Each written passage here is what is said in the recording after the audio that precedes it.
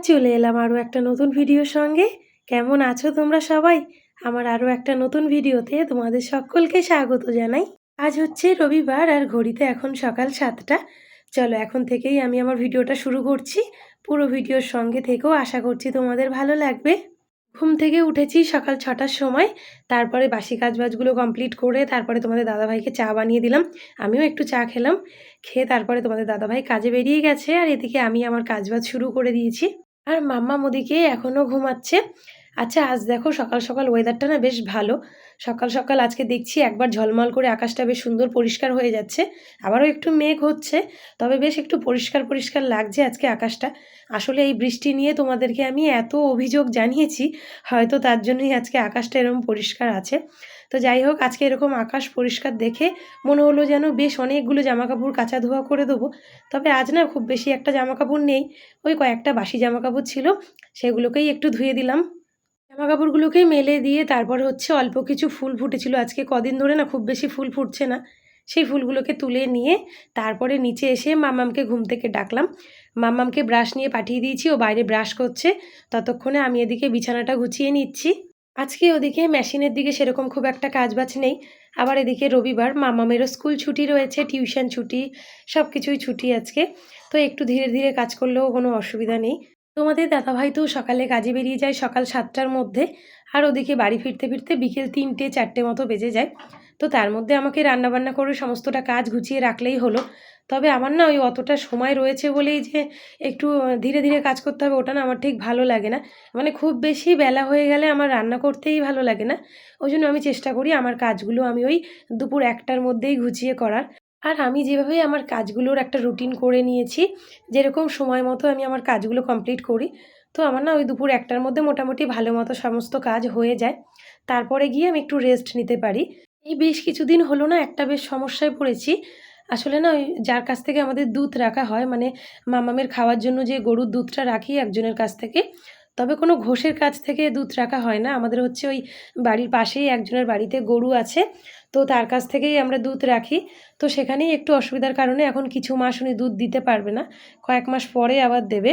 তবে মাম্মামের যেহেতু ওই ছোটো থেকেই গরুর দুধ খাওয়া অভ্যাস সকালবেলায়, তো মাম্মাম না ওই সকালবেলায় দুধ ছাড়া অন্য কিছু খেতেও চাইছে না। এটা নিয়ে বেশ একটা সমস্যা হচ্ছে। আর ওই প্যাকেটের দুধ কিনে এনে খাওয়ানোটা আমার একটা ঠিক ভালো লাগছে না, যেহেতু ওই আগাগোড়াই গরুর দুধটা দিয়ে আসা অভ্যাস, তো সেটা নিয়ে একটু অসুবিধা হচ্ছে। দেখছি, চেষ্টা করছি এই কয়েকটা মাসের জন্য কোনো একটা ঘোষের থেকে একটু দুধ নেওয়ার ব্যবস্থা করতে হবে। আচ্ছা দেখো ওদিকে তো আমি বিছানাটাকে গোছালাম। তারপরে বেশ কিছু জামাকাপড় জমেছিল চেয়ারে, সেগুলোকেও না এখন একটু গুছিয়ে ভাঁজ করে জায়গা মতো রেখে দেবো। আসলে ওই জামাকাপড় যদি চেয়ারের মধ্যে ওরকম সারাদিনের মনে পড়ে থাকে না, যতবার ঘরে ঢুকবো মনে হবে ঘরটা বেশ অগোছালো হয়ে পড়ে রয়েছে। ওই জন্য সকাল সকাল চেষ্টা করি আগে ঘরটাকে গুছিয়ে নেওয়ার, তারপরে আস্তে আস্তে রান্নাঘরের দিকে যে সমস্ত কাজবাজ থাকে ওগুলোকে করি।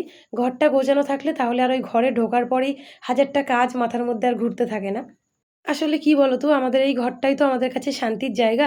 সারাদিনের কাজবাজ পরে যখন একটু ঘরটার মধ্যে আসি, তখন না ওই অগোছালো দেখলে বড্ড বিরক্ত লাগে। একটু সমস্ত কিছু গুছানো থাকলে বেশ একটা শান্তি লাগে। বিছানায় তখন একটু শুলেও যেন বেশ আরাম লাগে। ওই জন্য আর কি সকাল সকাল চেষ্টা করি আগে নিজের ঘরটাকে পরিপাটি রাখার, তারপরে বাইরের সমস্ত কাজবাজগুলো করি। জামাকাপড়গুলো তো সব মোটামুটি ভাঁজ করে নিয়েছি, এবার শুধু জায়গা মতো গুছিয়ে রাখার পালা। ওদিকে কী রান্না করব সেটাও ভাবছি। আসলে না তোমাদের দাদাভাই যেদিন বলে যায় যে কী রান্না করব, সেদিন বেশ আমার মনে হয় যেন বেশ ভালোই হলো। কী রান্না করব বুঝতে পারলাম। তবে নিজে নিজে থেকে যেদিন কিছু একটা করতে যাই, তখন কতক্ষণ যে ভাবি কী রান্না করব, এটা রান্না করলে সবাই খাবে কি না। তো যাই হোক ওদিকে সবজি তো মোটামুটি ফ্রিজে অনেক রকম রয়েছে। কালকেই সন্ধ্যাবেলা তোমাদের দাদাভাই গেছিলো বাজারে, অনেক রকম সবজি রয়েছে ফ্রিজে। শুধু মাছ কিছুই নেই, মাছটাকে দেখি রাস্তায় যাব একটু কিছু মাছ আনতে হবে।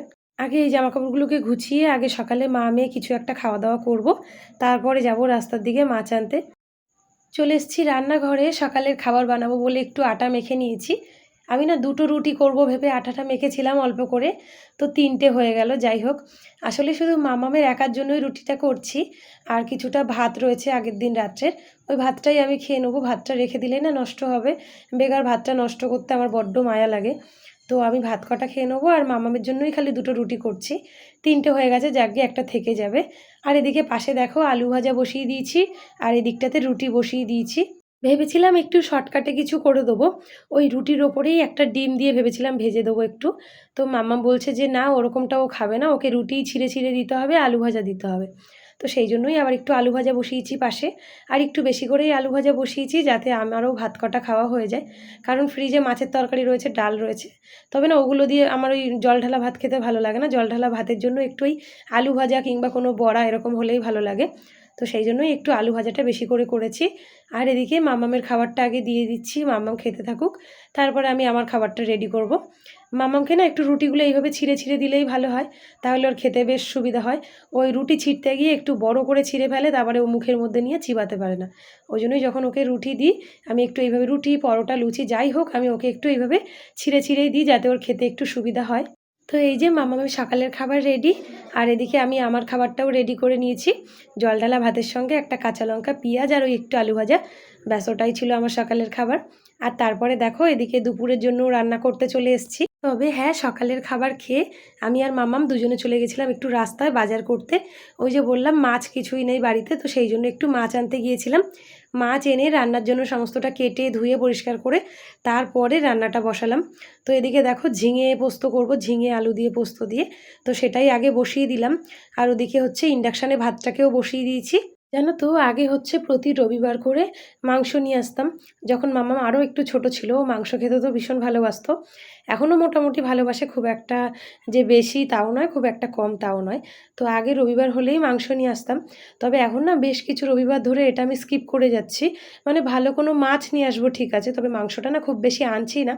কারণ চারিদিকে শুনছি এই মাংস নাকি অত খাওয়া ভালো না, মানে এই পোলট্রির মুরগি যেটা আমরা খাই ওগুলো নাকি অতটাও খাওয়া ভালো না। তো দেশি মুরগি তো আর সবসময় পাওয়া সম্ভব নয়। ওই জন্যই না মাংসটা একটু কম, কম আনার চেষ্টা করছি।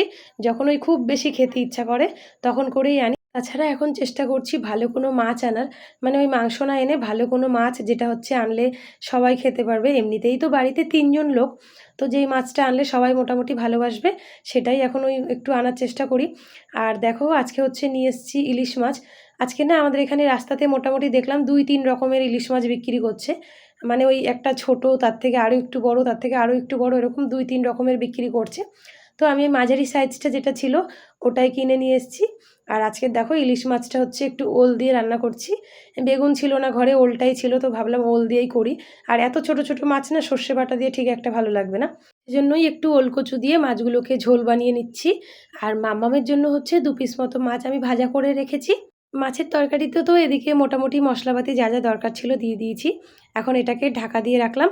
ওদিকে মাছের তরকারিটা হতে থাক। আর ততক্ষণ আমি এদিকে আমার রান্নাঘরে টুকিটাকি মশলাপাতির কৌটোগুলো একটু পরিষ্কার করে নিচ্ছি। এই মশলাপাতির কৌটোগুলো তো আমি ২-১ দিন পরপরই রান্না করতে করতে এরকম মুছে রাখি। তবে যেগুলো ওই নিচের দিকে থাকে, মানে আমি যেখানে রান্না করি ওখানে নিচে যে মশলাপাতিগুলো থাকে ওগুলো না মোটামুটি বেশ পরিষ্কার থাকে। আর এই ওপরের দিকটাতে যে ছোট যে আমি এটা কিনেছিলাম স্টিলের র্যাকটা, এখানে যেই ছোট ছোট মশলাপাতির কৌটোগুলো রাখি এগুলো না ২-১ দিন পরপরই ওই তেলচিটে হয়ে যায়।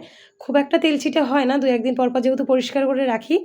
তো ওই জন্য না এগুলো একটু ঘন ঘন পরিষ্কার করি, যাতে এটা তো একদম ওপরে রান্নার কিছু তেল মশলা দিলে তেল মশলাগুলো ছিটে আসে। সেই জন্য চেষ্টা করি এগুলোকে একটু সবসময় পরিষ্কার করে রাখার। তবে শুধু এই মশলাপাতির কৌটোগুলোই নয়, রান্নাঘরের প্রত্যেকটা জিনিসই না যদি এরকম ২-১ দিন পর পর ভালো করে পরিষ্কার করে রাখা যায় তবে জিনিসগুলো বড্ড ভালো থাকে। না হলে না যেহেতু রান্নাঘরের জিনিসপত্র একটু তো তেলচিটে হয়েই যায়। তো মোটামুটি এদিকে আমার যে কটা কৌটো ছিল সমস্তটা ভালো করে মুছে ধুয়ে আবার জায়গায় সুন্দর করে গুছিয়ে রাখলাম। আর এখন বেশ র্যাকটাকে একটু দেখে ফ্রেশ লাগছে। আর এদিকে দেখো ততক্ষণে আমার মাছের তরকারিটাও হয়ে গেছে, এটাকেও নামিয়ে নিলাম। আর রান্নাবান্না মোটামুটি শুধু এটুকুই বাকি ছিল, এটাও হয়ে গেল। এখন এই রান্নাঘরটাকে একটু পরিষ্কার করব, তাহলেই মোটামুটি রান্নাঘরের দিকের কাজ আমার হয়ে যাবে। তবে আমার মাথার মধ্যে এখনও ঘুরছে যে এখনও একটা বড় কাজ, পুজো দেওয়াটা বাকি রয়েছে।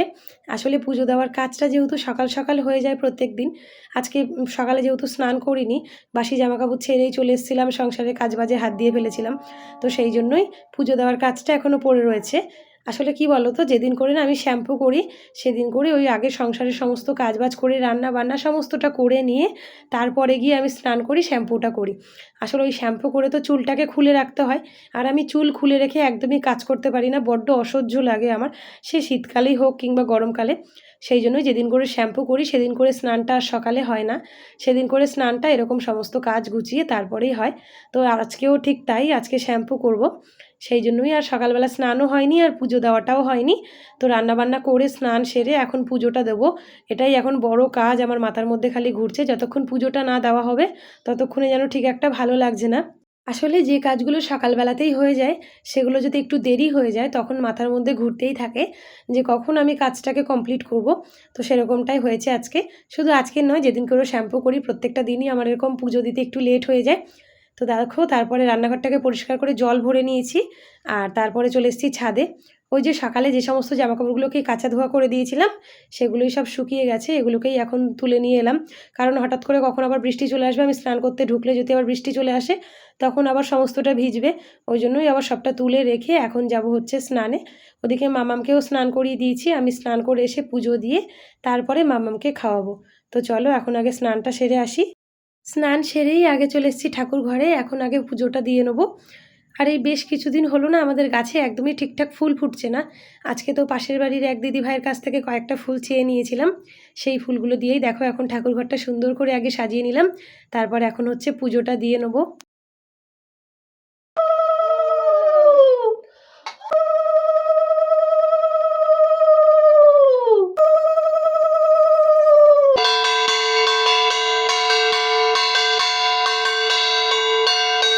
চলো খেতে বসার আগে দেখিয়ে দিই কী কী রান্না করলাম। এই যে ঝিঙে আলু পোস্ত, আর এখানে রয়েছে 2 পিস মাছ ভাজা, এখানে মাছের তরকারি। ব্যাস এটুকুই, আজকে ভিডিওটা এই পর্যন্তই রাখছি।